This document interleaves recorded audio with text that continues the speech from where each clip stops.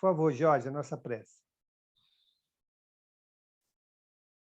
Pai de divina bondade e sabedoria, te agradecemos por mais uma semana, por mais um encontro, por mais um estudo. Que possamos, Senhor, ter condições de receber todos esses ensinamentos. Que possamos, Senhor, estar atentos, revigorando nossas energias, nossos conhecimentos.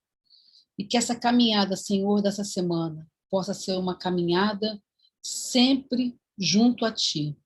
Te agradecemos, fique conosco, hoje, agora e sempre. Que assim possa ser. Assim seja. Bem, pessoal, vamos lá então. Estamos já posicionados. Questão 400. Se eu não estiver enganado.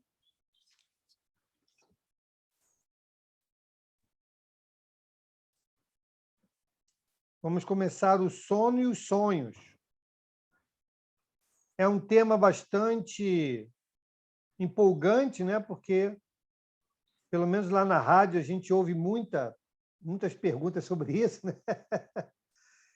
O pessoal é bem curioso. O pessoal acha que a gente lá na rádio é decifrador de sonho. Aí fica perguntando, mas o que pode ser, o que pode não ser? A doutrina vai nos ensinar hoje. Então, temos que eleger aqui uma leitora, né? Pode ser a Flavinha, pode ser a Vera, quem se habilita? Eu posso ler, Mauro. Então, Flavinha, por favor.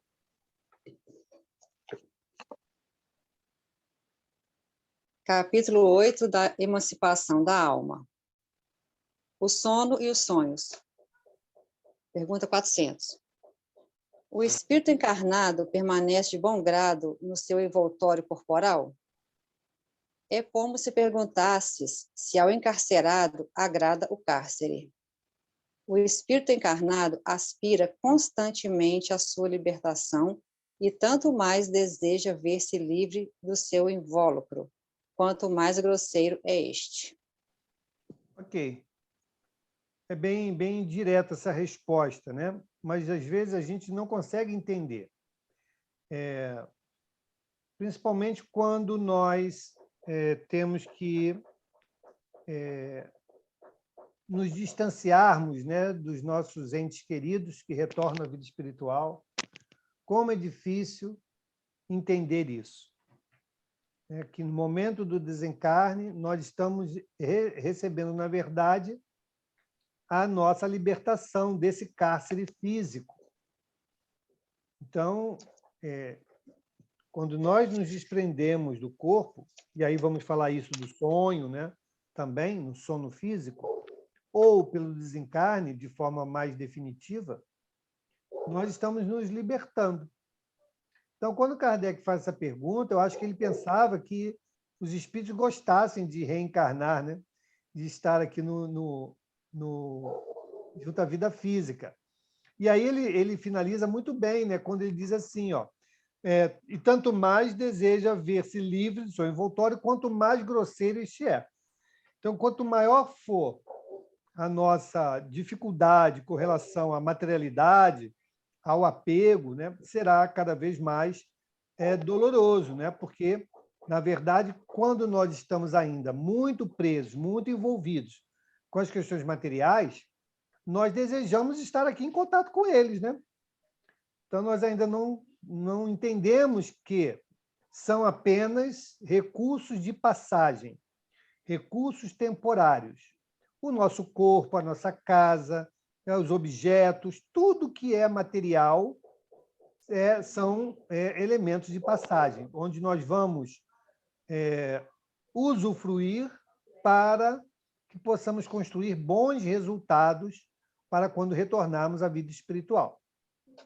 Então, achei bem interessante, né? É bem direta essa resposta, mas também nos dá bastante conforto, né? Se assim nós entendermos e buscarmos de forma bem consciente conduzir a nossa vida diante desses princípios, sabendo que, quando encarnamos, estamos, teoricamente, né, simbolicamente, entrando no cárcere da vida física.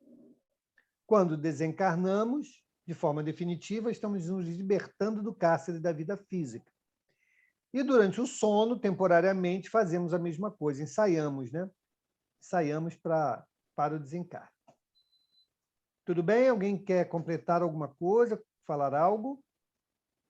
Ô, Mauro, eu acho que esse apego que a gente tem é que faz a gente ler às vezes isso aqui e falar assim, mas será que é assim mesmo, né? Será que a gente aspira tanto assim?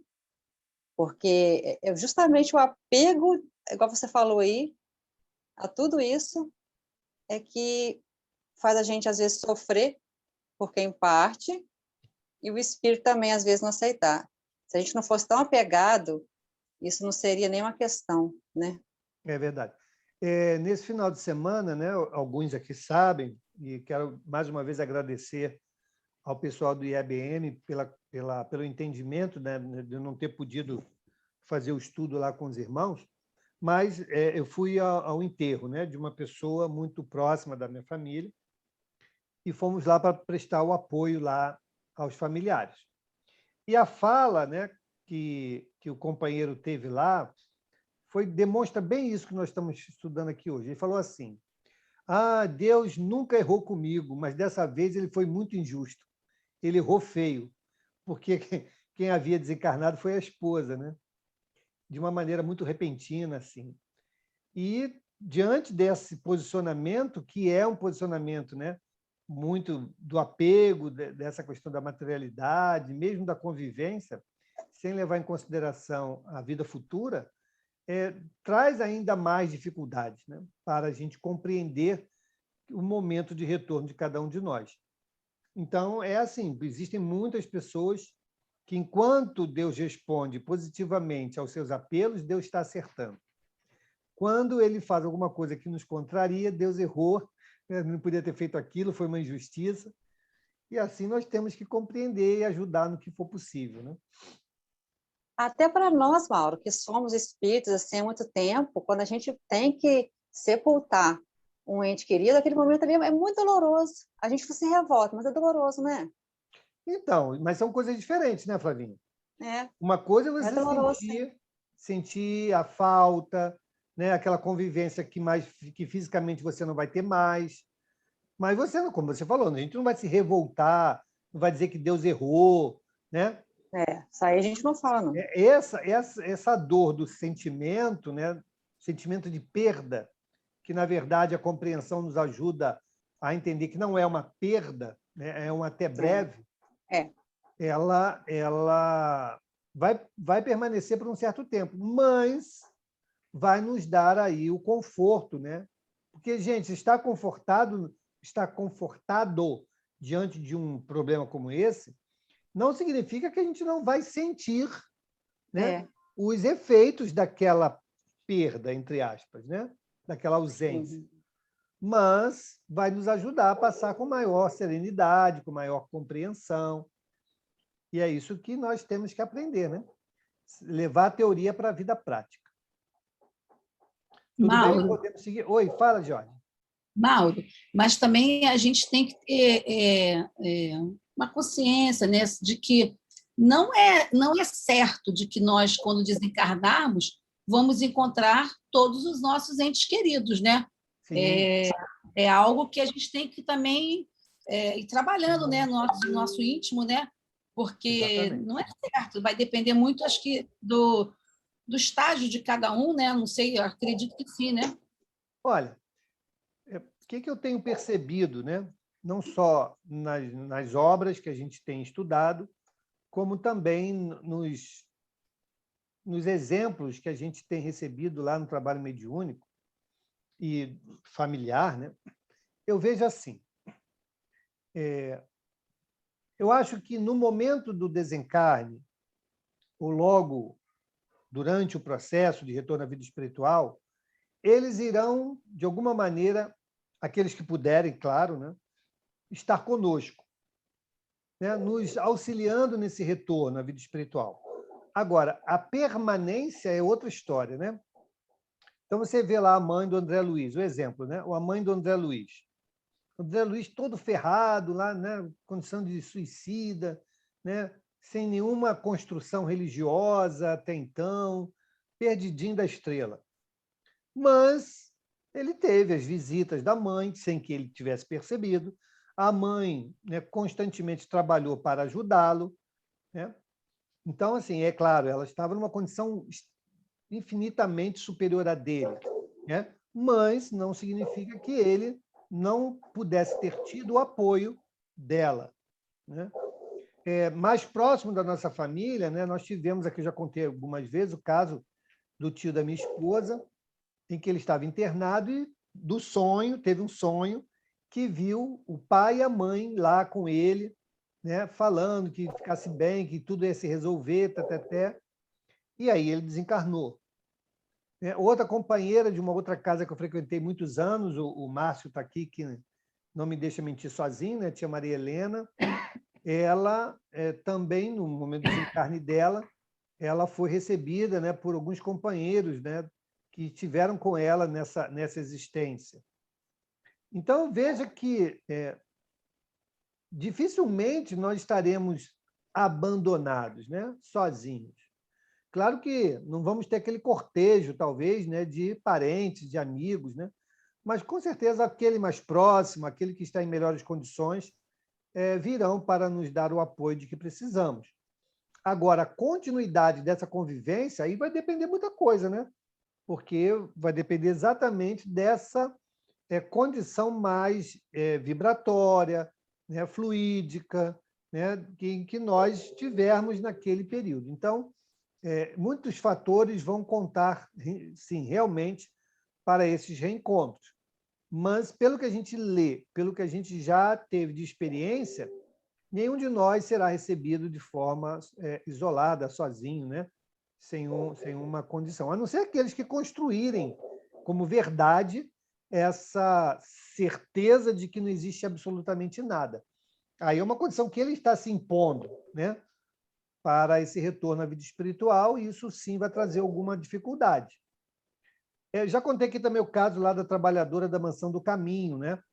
A irmã lá, que 25 anos trabalhando lá na Mansão do Caminho, na evangelização, ela desencarna, mas não aceitava o desencarne. Não, eu tenho muita coisa para fazer, vamos embora, não sei o quê, já enterrada, né?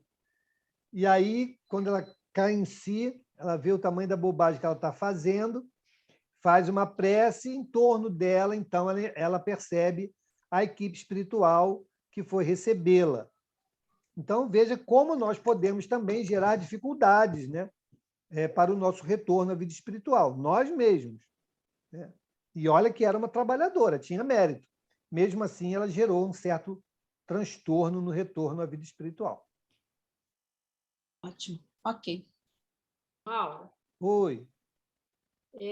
guardando as devidas proporções, né, com relação a perdas, né, nós temos essa infeliz, né, essa infelicidade de guardarmos muito essa tendência, né, do sofrimento, né, do desafio das perdas, né, em todas as situações, não só quando desencarna, né, aquele que tem um emprego perde, fica desorientado.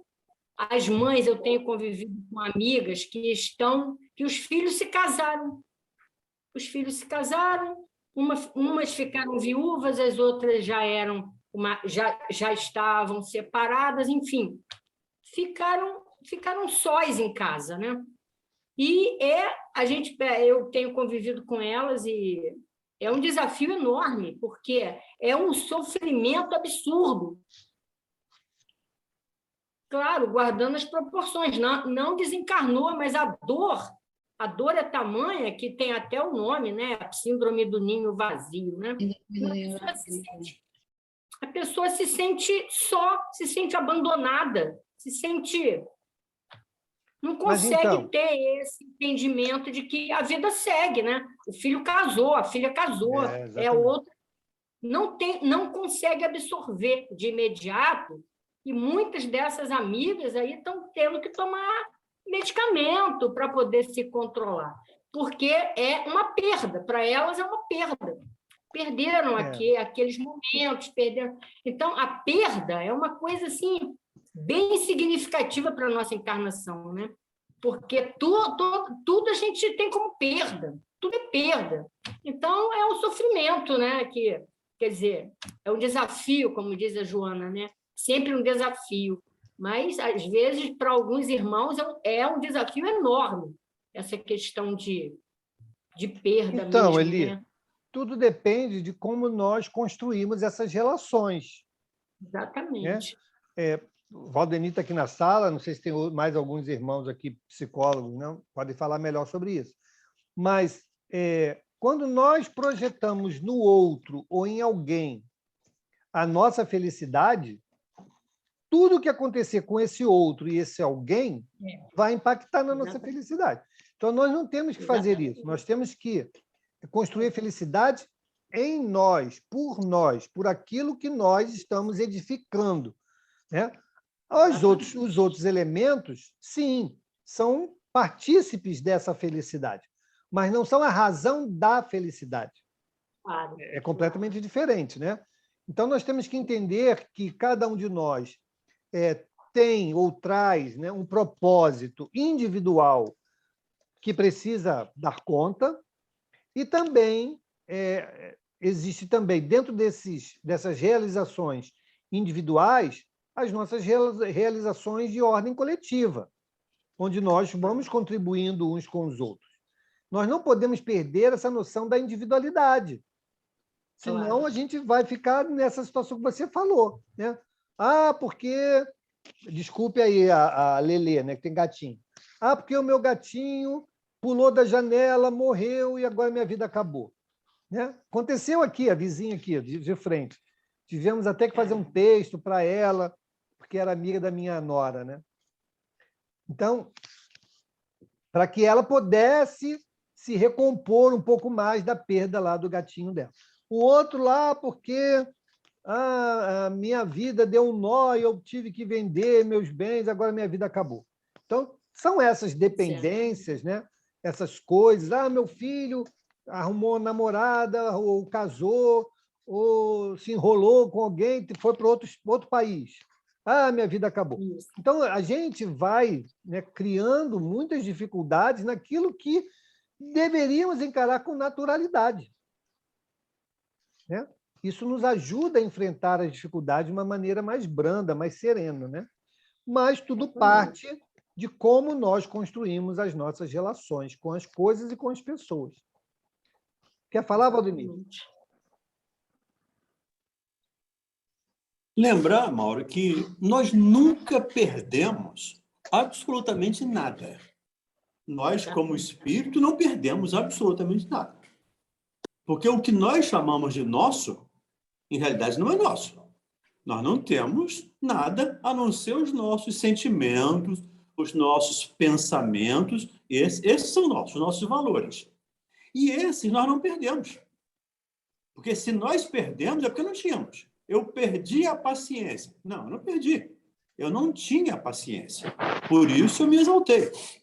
Então, essa ideia de perda precisa ser ressignificada, principalmente para nós espíritas.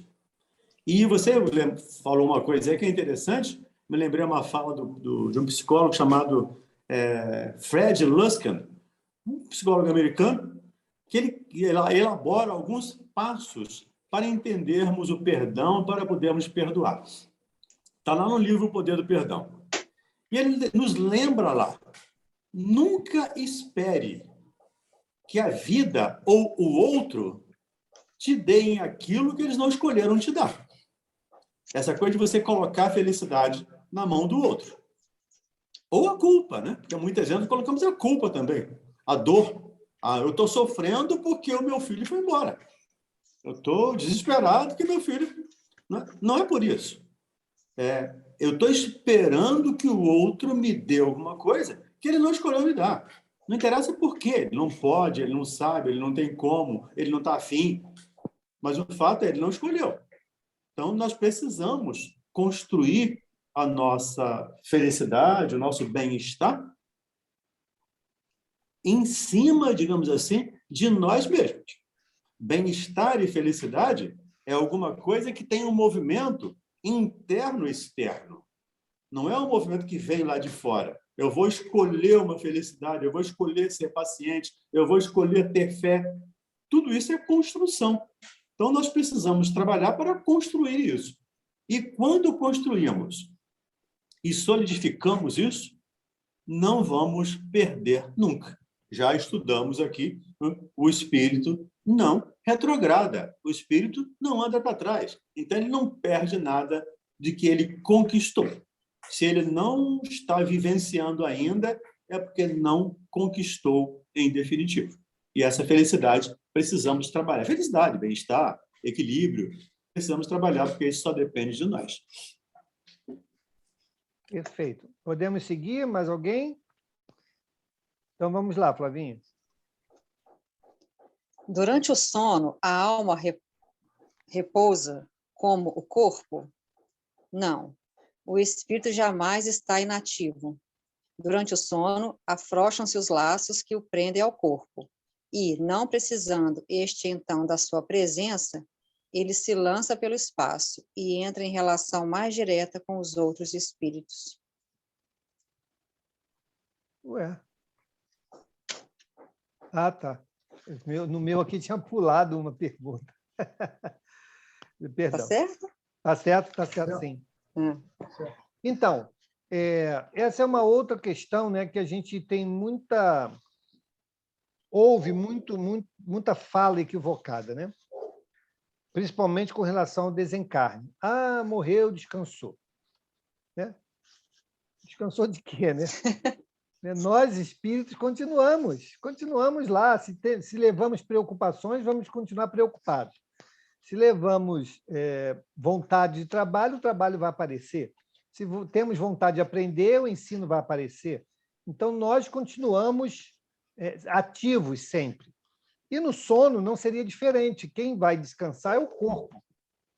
Então, nesse momento, é um momento de uma liberdade relativa em que nós, sim, vamos nos emancipar do corpo, dessa ligação mais estreita, vamos participar, né, daquilo que o nosso coração nos impulsionar, né? Aquilo que fizer parte dos nossos anseios, da nossa vontade, dos nossos desejos, nós seremos, então, atraídos para aquela vivência. Então, poderemos aprender, poderemos trabalhar, poderemos fazer bobagem, né? Podemos fazer uma porção de coisa durante o sono. E isso, muitas das vezes, vai se refletir como se fosse um sonho. Né? Ah, eu sonhei tal coisa. Às vezes, na grande maioria das vezes, ele é simbólico. Nós recebemos dali um retrato, uma imagem do que vivenciamos no plano espiritual. E aí nós interpretamos como sendo um sonho. Às vezes, esse sono, durante o sono, nós temos encontros espirituais. Outras vezes, são criações mentais, né, que nós projetamos, vivenciamos e depois despertamos com aquele resultado mais sereno, mais aflitivo, né? E que nós dizemos, tive um pesadelo, meu sonho foi maravilhoso, encontrei com fulano, conversei com cicrano. Então, depende muito do que nós buscamos durante esse período do sono, de como também nós nos preparamos para ele. A gente costuma muito falar na nossa casa, principalmente no atendimento fraterno, quando as pessoas chegam lá e dizem assim, eu não estou conseguindo dormir, estou com insônia. Eu falei, legal. E como é que você se prepara para dormir? Não, vou para a cama, fico lá pensando, até que chega uma hora que eu durmo. Ou não dorme, né? Porque você vai ficar com a mente fervilhando, pensando numa série de coisas, você deseduca o seu organismo para que ele entenda que é o momento do descanso, né? Então, nós temos, sim, muitas coisas a saber para nos prepararmos bem para o sono. E, durante o sono, aproveitarmos aí para o nosso aprendizado continuado ou para as nossas tarefas que nós fomos capazes de realizar durante esse período. Então, isso é muito relevante, nós precisamos saber que isso acontece. Tá bom? Alguém mais? Podemos seguir? Mauro, me permita também uma partezinha aí. Diga, por favor. Lembrando mais uma vez que as perguntas de Kardec e as respostas dos espíritos são generalizadas, tá? Porque cada caso é um caso. O espírito precisa descansar? Muitos, uma grande parte deles, nem sabe que desencarnou.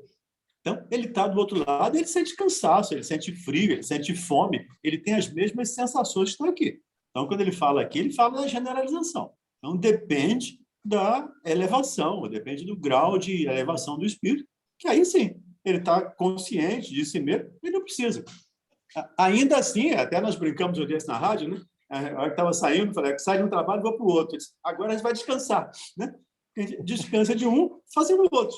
Isso os espíritos fazem, né? Eles deixam uma atividade e começam outra, né? Porque para uma atividade, o Manuel Filomeno de Miranda narra muito isso, né? Estamos na atividade, dá até assim, bem, agora sai daqui, vamos para outra atividade. Dá uma parada nessa aqui, vou descansar fazendo outra, descansar fazendo outra. Então, essa aqui depende da situação de cada espírito. De novo, isso aqui é generalização. Então, mas, especificamente, cada caso é um caso, digamos assim. Perfeito. Diga, Angélica. Abre o áudio. Qual a diferença entre, espiritualmente falando, entre o sonho e o pesadelo? Certa vez eu chamo de pesadelo. Eu acordei gritando, eu senti eu vi e senti um homem muito grande, um homem forte, negro, bem forte mesmo. Ele era calvo e ele veio em cima de mim assim e me enforcou. E eu acordei apavorada, com aquela mão no meu pescoço, me sufocando, e eu senti ser sufocada. Aí passaram-se uns 4 dias, aí o meu filho tentou suicídio. Então, eu associei muito esse encontro, né? Esse pesadelo, ao fato que aconteceu. Então, eu não sei se foi mesmo um irmão que pode ter vindo, né? Um inimigo, eu não sei, eu associei. E eu queria saber assim, o que é um sonho, o que é um pesadelo, quando a gente tem essas visões. Então, o que nós estamos falando aqui, né, Angélica? Nós escrevemos assim, eu tive um sonho, quando são coisas agradáveis ou normais. Eu tive um pesadelo, quando esse mesmo sonho traz uma resposta desagradável, ok? Mas tudo isso é um reflexo do que nós estamos vivendo durante aquele período em que o corpo está descansando, ok? Agora, o que você está nos descrevendo, somente por isso, não dá para que a gente diga assim, foi um irmão espiritual, ou foi uma sensação que não ficou registrada, por exemplo, por um aviso espiritual de que algo iria acontecer, né, dessa magnitude, e como você receberia essa informação? Não sei. Então, de novo, existem milhões ou milhares de situações que podem nos trazer sensações agradáveis ou desagradáveis. E nós não podemos dizer, olha, isso aí é isso aqui, né? Como se fosse uma receita direta, né? Toda vez que sonhar isso aqui, é isso aqui. Quando, na verdade, não é, né? Ou pode não ser.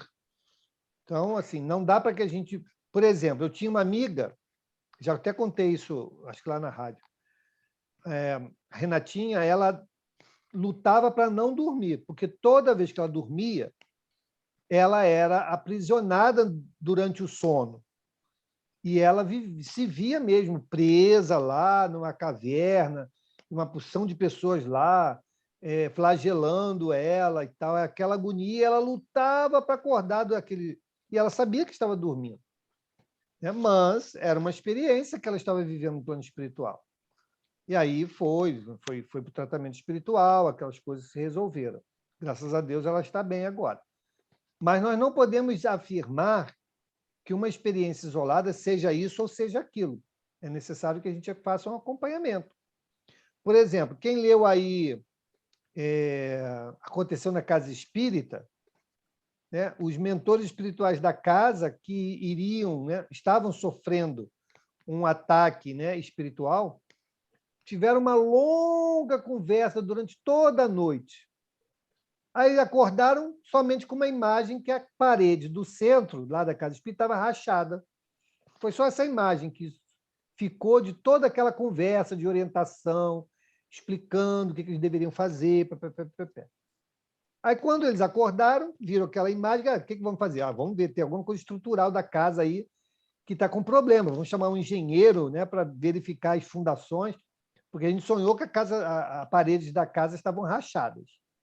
E, de fato, estavam rachadas, só que não fisicamente, né? Ou seja, a relação entre os trabalhadores estava propiciando, dando brechas para aquela influência espiritual. Então, assim, não dá para que a gente possa afirmar, não, você tem um perseguidor espiritual que tentou te enforcar, que quer o seu mal. Não dá para a gente fazer essa relação direta, entendeu, Angélica? Pelo menos eu não consigo fazer essa relação de forma direta. Tudo bem? Podemos seguir? Alguém mais? Vamos em frente. 402. Como podemos julgar da liberdade do espírito durante o sono? Pelos sonhos. Quando o corpo repousa, acredita-o, tem o espírito mais faculdades do que no estado de vigília. Lembra-se do passado e algumas vezes prevê o futuro. Adquire maior potencialidade e pode pôr-se em comunicação com os demais espíritos, quer deste mundo, quer do outro. Dizes frequentemente: tive um sonho extravagante, um sonho horrível, mas absolutamente inverossímil. Enganaste.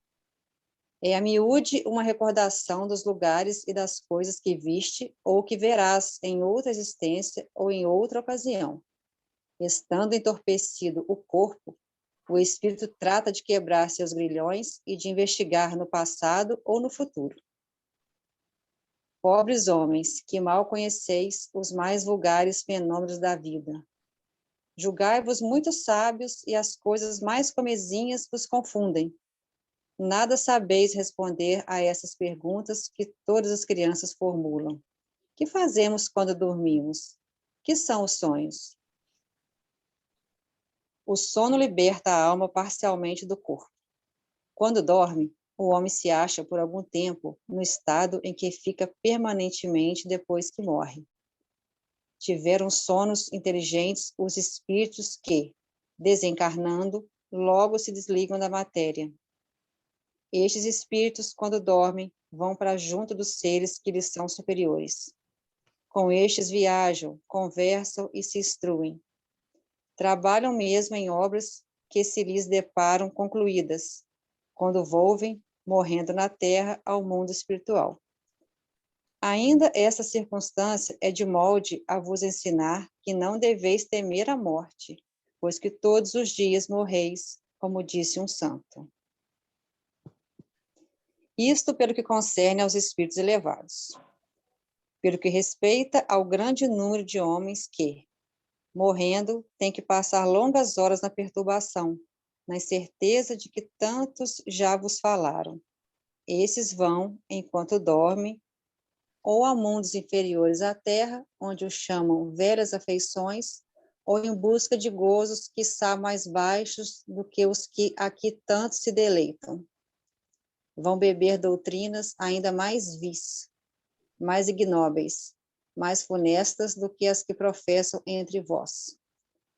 E o que gera simpatia na terra é o fato de sentir-se o homem, ao despertar, ligado pelo coração àqueles com quem acaba de passar 8 ou 9 horas de ventura ou de prazer. Também as antipatias invencíveis se explicam pelo fato de sentirmos em nosso íntimo que os entes com quem antipatizamos têm uma consciência diversa da nossa. Conhecemos-los sem nunca os termos visto com os olhos. É ainda o que explica a indiferença de muitos homens. Não cuidam de conquistar novos amigos, por saberem que muitos têm que os amam e lhes querem. Numa palavra, o sono influi mais do que supondes na vossa vida. Ok, Flavinha, antes de continuar, Uhum. ele deu, então, aqui, né, uma boa resenha, né, das situações que nós podemos e vivemos durante o sono. Ele também nos fala aqui que essas mesmas condições vão se repetir quando no momento do desencarne, só que de uma maneira mais definitiva. Então, gente, sabendo disso, o que nós temos que fazer? O que nós temos que fazer para que, no momento do sono, nós possamos nos beneficiar? A prece. Não só a Orar. prece, né? A prece. Não só a prece. Mais que a prece. Também não adianta a gente fazer uma série de bobagens durante o dia, chega na hora, vou fazer a prece que eu vou me dar bem. Né? Uhum. Então, nós temos que realmente entender que a nossa relação com a vida espiritual, ela guarda íntima relação com o que nós fazemos durante o estado de vigília, né? Quando estamos acordados. Nós estamos construindo constantemente. Então, vamos construir durante o dia, né? Para que durante a noite, durante o sono físico, a gente possa dar continuidade a essa construção de maneira positiva, salutar, equilibrada, que nos ajude. Ou podemos também, da mesma maneira, dar continuidade àquilo que estamos buscando durante a vida física, de forma equivocada, torpe, né? Como ela fala aqui. Então, nós temos que ter essa compreensão e esse entendimento, porque vai depender muito mais de nós as companhias e as experiências que nós vamos vivenciar durante o sono. Então, é muito importante conhecer isso, é muito importante saber o quanto que nós somos responsáveis pelas experiências que vamos viver durante o sono. Tá bom? Isso é muito, muito relevante. Podemos seguir, Flavinha, com a leitura. Graças ao sono, os espíritos encarnados estão sempre em relação com o mundo dos espíritos. Por isso é que os espíritos superiores assentem sem grande repugnância em encarnar entre vós. Quis Deus que, tendo de estar em contato com o vício, pudessem eles ir retemperar-se na fonte do bem, a fim de igualmente não falirem, quando se propõem a instruir os outros. O sono é a porta que Deus lhes abriu, para que possam ir ter com seus amigos do céu. É o recreio depois do trabalho, enquanto esperam a grande libertação, a libertação final, que os restituirá ao meio que lhes é próprio. O sonho é a lembrança do que o espírito viu durante o sono. Notai, porém, que nem sempre sonhais. O que quer isso dizer? Que nem sempre vos lembrais do que vistes, ou de tudo o que haveis visto, enquanto dormíeis. É que não tendes, então, a alma no pleno desenvolvimento de suas faculdades. Muitas vezes, apenas vos fica a lembrança da perturbação que o vosso espírito experimenta à sua partida ou no seu regresso, acrescida da que resulta do que fizeste ou do que vos preocupa quando despertos. A não ser assim, como explicaríeis os sonhos absurdos que tanto os sábios quanto as mais humildes e simples que as criaturas têm? Acontece também que os maus espíritos se aproveitam dos sonhos para tormentar as almas fracas e pusilânimes. Em suma, dentro em pouco vereis vulgarizar-se outra espécie de sonhos, conquanto tão antiga como a de que vimos falando, vós a desconheceis. Refiro-me aos sonhos de Joana, ao de Jacó, aos dos profetas judeus e aos de alguns adivinhos indianos. São recordações guardadas por almas que se desprendem quase inteiramente do corpo, recordações dessa segunda vida a que ainda há pouco aludíamos. Tratai de distinguir essas duas espécies de sonhos dos que vos lembrais, Do contrário, cairíeis em contradições e em erros funestos à vossa fé. Só um minutinho, Flavinho. Uhum. Então, aqui, né, ele está falando desses personagens aqui dos profetas de Jacó, Joana, né? Seriam os sonhos mais premonitórios, né? Em que eles têm uma descrição, muitas das vezes, daquilo que irá acontecer, né? Que está projetado, planejado para acontecer. E ele fala aqui aquilo que nós já havíamos comentado, né? Da questão dos sonhos serem o reflexo das nossas preocupações ou dos nossos próprios projetos de vida. Eu tive uma amiga, esqueci o nome dela, um nome diferente, muito diferente, esqueci o nome dela. Trabalhei com ela na Embaré. E ela, casada e tal, e ela sonhou com um homem que chegava para ela e dizia: olha, eu vou ser seu filho. E deu um nome, vou me chamar, quero que você me chame de fulano. Viu a personalidade dele, como é que ele era muito formal, muito, né, respeitoso. E ela acordou e falou com o marido. E sonhei com uma pessoa assim, assim, assado cozido, dizendo que iria ser o nosso filho. E aí tudo bem, né? Esquentou a cabeça, passou um tempo, daí um pouco, ela foi ver, estava grávida.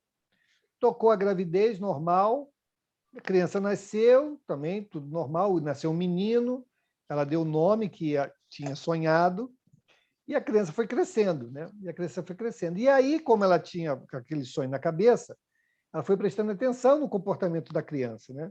E viu que desde pequeno, desde que ele começou a se relacionar, ele era aquela pessoa, aquele espírito mais formalizado, né? Sempre mais conciso, mais introspectivo, né? Mostrando aquela personalidade que ela viu naquela pessoa do sonho, né? Então, isso muitas das vezes acontece. Nós temos muitas irmãs aqui que devem ter relatos parecidos com esse, né? Mas, então, demonstra que nós acabamos de ler aqui, que nós vamos ter essa relação com o plano espiritual. Vamos ter os nossos encontros, as nossas vivências, né? Tem o caso lá da reencarnação de Sigismundo, que mostra também todo esse processo, muitas das vezes, de convencimento dos espíritos envolvidos, sejam eles encarnados ou encarnados, né? Para que haja, então, uma melhor oportunidade, o aproveitamento da oportunidade reencarnatória para todos eles. Tudo isso, muitas das vezes, na grande maioria das vezes, ocorre durante o sono, em que nós vamos lá para o mundo espiritual, né? Vamos receber lições, tratamentos. Quantos de nós somos tratados durante o sono e acordamos, né? Muitas das vezes melhores ou até curados de determinados males? Ocorreu durante o sono. Então, olha, gente, é um laboratório que nós não podemos imaginar de possibilidades que podem ocorrer durante o sono. Quanto mais nós buscarmos participar positivamente desses momentos, melhores serão os resultados para todos nós, né? Tudo bem? Podemos seguir? Vamos Mauro, então. Oi. queria falar. Oi, Iria, fala. Oi, Mauro. Queria falar uma coisa. Esse caso aí que você contou, tem uma amiga minha que aconteceu a mesma coisa. O bebê dela deve estar com uns 15 dias agora. Ela sonhou que a avó dela disse: Marianas, o Daniel está descendo, recebe ele por nós. E ela acordou com aquilo, não tinha nem planos de engravidar nem nada. E, de repente, depois daquele sonho, ficaram brincando, não acreditaram nisso. E um mês depois descobriu que ela estava grávida. E faz uns 15 dias que o bebê nasceu, e ela botou o nome de Daniel, porque ela, diz que a avó dela disse: o Daniel está descendo, cuida dele para nós. E aí botou o nome dele de Daniel por causa disso. E falando em sonhos também, com o que foi comentado aqui na primeira página, eu também lembrei que a minha mãe, quando eu nasci, ela já tinha perdido 2 filhos. E aí, quando eu tinha 7 anos, por aí, mais ou menos, 7 e pouquinho, 7 anos, nasceu o meu outro irmãozinho, o último filho da minha mãe. E aí meu irmão estava mais ou menos com uns 2 meses, e aí ela sonhou que veio uma mulher negra na janela e disse, eu vou levar o terceiro, eu vou levar o terceiro, e pegou pela janela, a mãe disse assim, essa mulher negra tinha os braços muito longos, foi na cama e pegou o bebê, que era o meu irmãozinho, e levou. E a mãe acordou chorando, dizendo, não leva, é meu filho. E aí é interessante isso, porque a mulher negra dizia, esse é o terceiro que eu vou levar, e de fato levou, porque hoje, avaliando e olhando para trás, ele faleceu com 16 anos, ela perdeu o terceiro filho. Então, de repente, foi, analisando aqui o que a gente acabou de ler, parece que foi meio premeditado, premeditado não é a palavra, Premonitório. Premonitório, eu acho, no meu entender, né? Então, gente, olha só, nós precisamos entender uma coisa. Só quem tem autoridade para dar a vida ou tirar a vida é Deus. Mais ninguém. Né? Nenhum espírito vai dizer assim, não, porque eu vou levar, porque eu vou matar. Pode até ter intenção, mas se Deus não permitir, nada disso acontece. Agora, concordo, ela pode ter tido, sim, de novo, né, uma visão, né, premonitória de que aquele irmão iria desencarnar, e ficou esse símbolo, né, essa figura de que ela estaria perdendo um bebê, quando, na verdade, não foi o bebê, né, já morreu, já desencarnou, já adolescente, né, um jovem. 16 anos. Então muitas das vezes, nós sabemos que isso vai acontecer. Por quê? Porque também no planejamento reencarnatório, né, nós podemos ter essa participação.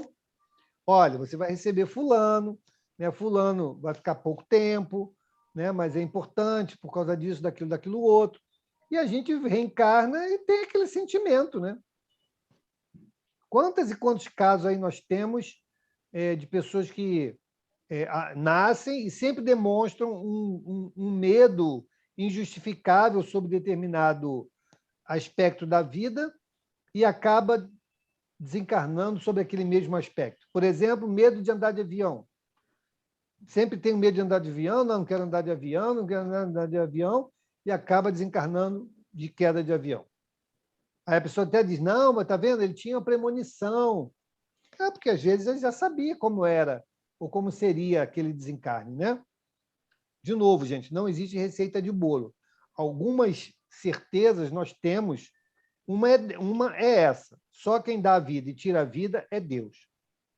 Então, se nós temos algum sonho ou alguém manda uma mensagem que vai fazer e vai acontecer, se colocando numa condição divina, nós já podemos botar aí a nossa barba de molho, porque, na verdade, isso não vai acontecer se Deus assim não permitir. E se vier a acontecer, não é porque o outro era poderoso, né, e fez a revelia da vontade de Deus, não. É porque iria acontecer e ele talvez tenha sido o agente para nos dar um aviso, né, ou para nos mostrar algo que já estava dentro de uma programação, né, para o acontecimento. Tudo bem? Podemos seguir? Vamos lá, Flavinha. Os sonhos são efeito da emancipação da alma, que mais independente se torna pela suspensão da vida ativa e de relação. Daí uma espécie de clarividência indefinida que se alonga até aos mais afastados lugares e até mesmo a outros mundos. Daí também a lembrança que traz à memória acontecimentos da precedente existência ou das existências anteriores. As singulares imagens do que se passa ou se passou em mundos desconhecidos, entremeados de coisas do mundo atual, é que formam esses conjuntos estranhos e confusos, que nenhum sentido ou ligação parecem ter. A incoerência dos sonhos ainda se explica pelas lacunas que apresenta a recordação incompleta que conservamos do que nos apareceu quando sonhávamos. É como se a uma narração se truncassem frases ou trechos ao acaso. Reunidos depois, os fragmentos restantes nenhuma significação racional teriam. Ok. Então, nós precisamos entender, acho que ficou claro hoje, né, como é complexo aquilo que vivemos no plano espiritual. Não adianta a gente buscar receita de bolo para interpretar os nossos sonhos, né? Muitas das vezes é necessário que a gente, ao acordar, quando lembrar, vá anotando, né, aquilo que você vivenciou naquela noite, naquelas experiências, para que a gente vá formando depois um certo entendimento, né, desse contexto. Então, isso é muito, muito, muito importante. E, hoje em dia, essa possibilidade, né, de nós ampliarmos as nossas capacidades durante o sono, isso é tão verdadeiro hoje, que até no mundo capitalista, né, industrial, isso já é levado em consideração. Aqueles que trabalham com pesquisa, existem laboratórios que ficam abertos 24 horas, porque a pessoa lá, o cientista, tem o famoso insight durante o sono. Não sonhei com a fórmula tal, acrescentava mais sei quanto do item tal e tinha a solução do problema, né? Então, eles franqueiam o laboratório para que a pessoa vá lá, né, e faça aquela experiência ou leve o resultado daquele sonho para o projeto ao qual ele está envolvido. Porque, gente, veja bem, vamos entender uma coisa. Nós criamos alguma coisa aqui na Terra que não tenha sido planejado no plano espiritual? Vocês acreditam nisso? Não, né? Então, todos nós trazemos conhecimento ou trazemos projetos que já foram estudados no plano espiritual para serem realizados no plano físico. E também nós, nesses casos, né, não viemos sozinhos ou não estamos sozinhos. Muitos irmãos na espiritualidade vão nos ajudar aonde? Durante o sono. Durante o sono, através da inspiração, da intuição, né? Vão lá nos sugerir, não faz assim não, faz assado. Bota lá mais meio grama que você vai chegar lá, né? E assim nós vamos. A Letícia aqui é química, aqui pode nos ajudar nesse aspecto. Quantas vezes você tem, por que 0,0 não sei quantas gramas e não 1 grama, 50? Porque é aquela percentual. Como é que eu chego lá? Né? Então, com certeza, nós recebemos muito auxílio durante o sono. E quando, principalmente, nós somos agentes ou parte de uma revelação, ela tem que chegar em algum momento. Então, é natural que, durante o sono, a gente receba essas instruções, né? Nos ampliando o entendimento, porque também teremos o esquecimento do passado, mas, como fazemos parte, somos braço de uma revelação, nós teremos aí muito auxílio. Por isso, a necessidade de estarmos atentos aos nossos sonhos. Também teremos situações como essa, descrita aqui pela Íria, pela Angélica, afetos e desafetos, que também, durante o sono, podem nos auxiliar ou tentar nos prejudicar. Também podem ocorrer esses encontros e essas vivências. E aí, o sono, o resultado do sono pode ser algo agradável ou algo desagradável, não só desagradável, mas muitas das vezes aflitante, né? Em que nós desejamos imensamente sair daquela situação. Tudo isso pode ser vivido no plano espiritual durante o período do sono. Tá? Mas, sabendo disso, através dos estudos que tivemos hoje, né, e que cabe a nós, né, nos prepararmos para, durante o sono, não só termos boas companhias, mas também buscarmos locais em que nós possamos nos beneficiar, depende daquilo que vamos escolher, né? Então, como o Ronald falou, né, outras pessoas falaram, a prece é importante, muito importante para o momento do sono. Mas mais do que a prece é a construção que fazemos durante os nossos dias, né, para que possamos ter ali boas companhias e sermos eleitos ou escolhidos para aprendizados bastante interessantes e profícuos para nós, tá bom? Alguém quer falar mais alguma coisa? Ô, Mauro, eu quero Oi. falar. Diga, Cris. Então, acontece muito comigo, não sei, né? Geralmente eu sonho muito e não consigo contar o sonho. Parece que o sonho é meio doido. Aí já, como isso é sempre frequente, eu busquei, não vou me recordar exatamente onde que eu perguntei essa explicação, mas você vai me corrigir se eu estiver errada. Por exemplo, a gente quando está dormindo, nosso espírito se ele fica, né, emancipado do corpo físico, a gente tem uma percepção maior das coisas. Como se a gente tivesse assim, conseguisse perceber coisas que acordado a gente não consegue. Então, quando a gente retorna para o corpo, quer lembrar daquilo, vamos fazer uma comparação grosseira, né? Não sei se vai dar para entender. Tipo que o meu fosse um computador que não tivesse um programa para abrir aquele arquivo, digamos assim. Aí fica aquela coisa meio parecendo que está desencontrada, que você não consegue encaixar as lembranças, né? Aí assim que eu entendi o que acontece comigo. Às vezes eu quero contar o sonho e não consigo, porque parece tão doido que eu não sei nem contar. Ele acabou de explicar aqui, né? Ele acabou de explicar essa situação. Muitas das vezes... a incoerência parece isso, né? Exato, então. Porque ele, às vezes, é fragmentado, ele é muito simbólico. Né? Então, você, num estalo, você não vai conseguir, muitas das vezes, ter essa leitura clara, diferente dos sonhos premonitórios. Diferente, eles são claros, né? Para que a pessoa entenda o que vai acontecer, né? Então, muitas das vezes, por isso que é diferente. Por exemplo, a mesma coisa acontece com a mediunidade. Nem todo médium psicógrafo vai ter a mesma desenvoltura. Nem todo médium psicógrafo vai fazer correio espiritual. Por quê? Porque é uma especialização da própria mediunidade. No sono, a mesma coisa.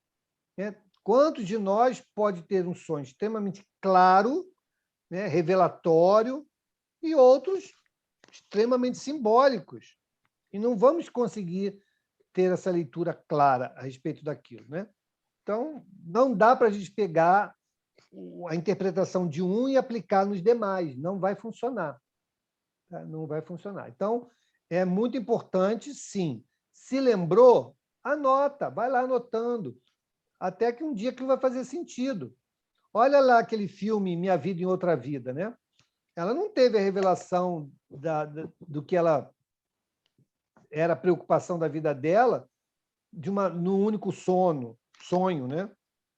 Ela tinha visões, ela tinha sonhos, e aquilo foi tomando corpo gradativamente. Assim também, muitos sonhos nossos, eles podem ser entendidos na medida em que nós vamos juntando os pedaços, né? E aí também, não sei, o Valdemir pode nos ajudar, não sei se um apoio de um psicólogo talvez ajude nessa construção, né, de um entendimento maior a respeito desses fragmentos. Eu não sei. Mas antes de passar para o Valdemir, deixa a Silvana falar. Valdemir, só um minuto. Fala, Silvana. É rápido. Você está falando aí da questão do sonho. Eu, quando solteira, eu tinha 3 sonhos que se repetiam muito. Eu não era espírita ainda.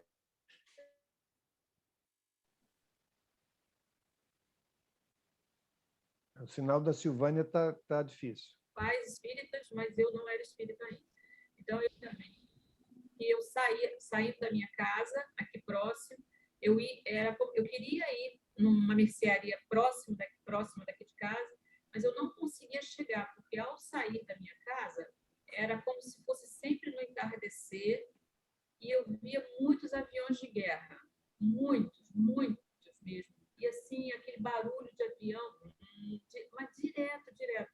Aviões grandes, aviões pequenos, muito baixos, lá mais alto. E isso era repetidamente, esse sonho. E o que acontecia? Eu não conseguia chegar ao local, eu tinha que voltar. Eu tinha muito medo e voltava para casa. Esse era um sonho. O outro era que eu saía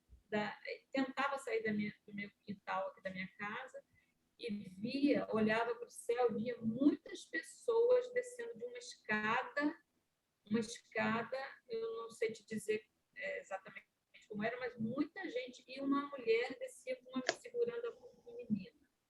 E era direto, repetido esse sonho. E o outro era que dentro da minha casa, eu acordava, tinha um rapaz. E ele fazia com que eu visse ele. E aí eu falava assim, espera, o que você quer? Ele não falava, ele corria de mim e saía. E eu via ele indo embora. Eu sei como ele é, mas eu nunca vi esse rapaz. Magrinho, nunca vi. Mas eu consigo sabê-lo, assim, eu lembro dele. E várias vezes eu falava, espera, conversa comigo. Ele não conversava, ele saía e ia embora. Mas não fazia cara feia nem nada. Era como se ele quisesse só que eu visse ele. E um certo momento da minha vida, eu fui convidada a ir a uma casa espírita, em 2012. E fui e não saí mais. Para mim, os sonhos estavam me falando do espiritismo. Para mim, os sonhos representavam isso, que eu já tive outras vidas, que eu já vivi nesse momento de guerra. E isso, para mim, foi esclarecedor nesse sentido. Então, é como você falou, alguma coisa vai dizer, vai mostrar. Para mim, porque eu não tive mais os sonhos. Não tive mais. Para mim, foi isso. Foi me dizendo assim, você tem que ir para a doutrina espírita. É para lá que você tem que ir, para lá que você vai receber todo esclarecimento. E, realmente, a casa espírita que eu entrei, eu espero que Deus me permita, desencarnando, voltar em tarefa para a casa espírita que eu frequento, porque eu sou muito feliz lá. Então, para mim, foi isso, esclarecedor, realmente. Que bom, Silvânia. Eu estou, e estar com a doutrina, né? Seguindo a doutrina dos espíritos. Para mim, foi maravilha, isso. Maravilha. Diga, Valdemir. É só lembrar que, dentro de um processo terapêutico, os sonhos têm um papel importante, mas é dentro de um processo, não é uma certeza. Os sonhos, normalmente, são uma pecinha de um grande quebra-cabeça. Então, há uma necessidade de um autoconhecimento, de informações, dessa parte espiritual que a Silvânia está narrando aí. Eu já tive experiência em regressão de memórias em função de sonhos. Era um rapaz que ele sonhava com ele pegando uma arma e se matando, e ele era um soldado nazista que efetivamente se matou na hora lá que os russos chegaram, né? Ou que eles não conseguiram sair, ele se matou, na hora do julgamento lá se matou. Mas, dentro de um processo terapêutico, os sonhos têm, sim, um papel importante. E, importante, a percepção do sonhador é que é mais importante do que a percepção do terapeuta. Porque o sonhador é que tem o sonho no inconsciente. O inconsciente, segundo aí o Freud, né? O sonho é uma maneira do inconsciente colocar algumas coisas para fora, fazer uma catarse. Então, dentro desse processo, a gente pode, sim, ter algumas informações, pode auxiliar nesse processo. Obrigado, Valdemir. Obrigado, companheiros. Vamos aí chegando ao nosso final, né? Vamos fazer a nossa prece. Antes, deixa eu tirar foto para a gente não esquecer. Então, por favor, quem desejar sair na foto, abra o seu vídeo. Quem não, pode continuar com o vídeo fechado, sem problema.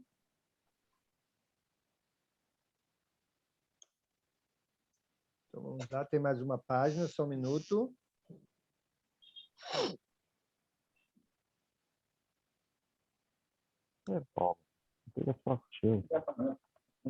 Vamos, então, fazer a nossa prece. Quem gostaria de fazer a nossa prece de encerramento? Pode fazer, Maurício. Ao chegar a esses momentos assim muito felizes, eu não corro de pressa nenhuma, que a única hora em que eu tenho de agradecer a Jesus, essa salinha de aula maravilhosa, que não vai me fazer santo, não, mas eu vou encontrar o caminho dele e vou. Então vamos dizer assim: graças, Senhor Jesus, ao chegarmos ao final, Senhor, de mais esses momentos contigo, que esse Deus Pai maravilhoso possa marcar outros encontros como esse, nos reunindo a todos como irmãos e, ao mesmo tempo, como templos vivos do vosso amado Filho Jesus, com a incumbência de usarmos nossas mãos, todos os implementos que nos foram dados, para entregar aos que estão na jornada conosco, mais infelizes, mais felizes, ou com sofrimentos como nós também, um pouco desse momento de felicidade que nós estamos ganhando nessa noite. E que possamos, Senhor Jesus, por graça de Ti, externar essa felicidade a todos aqueles que estão necessitados, sofredores ou não, angustiados ou não, Senhor. Que esse Pai maravilhoso nos reúna e guarneça esta casa, o SEAC, para que possamos juntos, como uma grande família, aprendermos a trabalharmos juntos, em nome do Cristo. Graças a Deus.